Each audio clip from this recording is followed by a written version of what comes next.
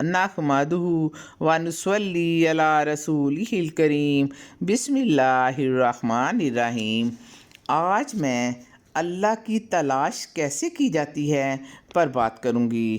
حضرت بایزید بسطامی کہتے ہیں کہ میں نے اپنی ماں کے آگے ہاتھ جوڑے، میں نے کہا کہ امی میں تجھے راضی کروں یا رب کو راضی کروں، تم اپنا حق مجھے معاف کر دے، اللہ کو میں راضی کر لیتا ہوں۔ ماں نے کہا کہ بیٹا میں تمہیں اجازت دیتی ہوں۔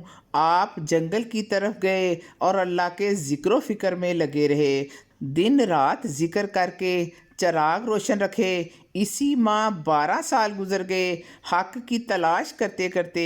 ایک دن واپس مستام کے قریب سے گزر رہے تھے، چلتے چلتے خیال آیا ماں کو سلام کر جاؤں۔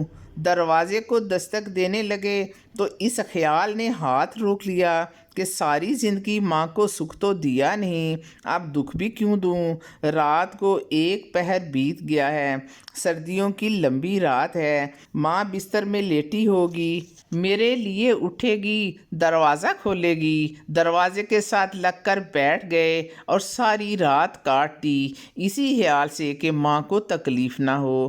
جب سحری کا وقت ہوا تو اندر سے جو نالی آتی تھی، اس نالی سے پانی آیا، سمجھ گئے کہ میری ماں تہجد کے لیے اٹھی ہے اور وہ وضو کا پانی ہے، تو فوراً دروازے پر دستک دی۔ اندر سے آواز آئی، بیٹا بایزید میں ابھی آئی۔ مائیں بیٹوں کے دستک کے انداز سے جان لیتی ہیں یہ کس بیٹے کے ہاتھوں کا لمس ہے۔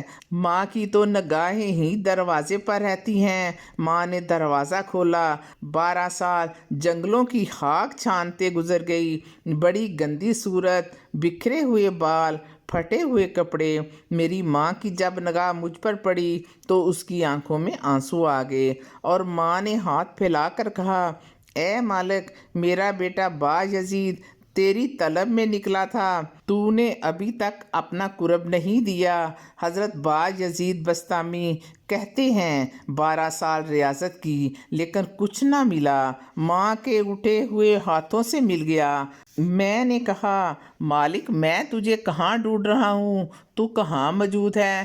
ماں باپ کی رضا اللہ کی رضا کا دروازہ کھولتی ہے۔ جن لوگوں کے ماں باپ ناراض ہیں اور وہ جا کر پیر صاحب کی خدمت کرتے ہیں، وہ اپنی ماں کے قدم چومیں، باپ کی خدمت کرو، تمہارے پہلے مرشد ماں باپ ہیں، ان کو راضی کرو، پھر کسی شیخ کامل کی صحبت میں آنا، دیکھو کیسے دل کی بند کھڑکیاں کھلتی ہیں۔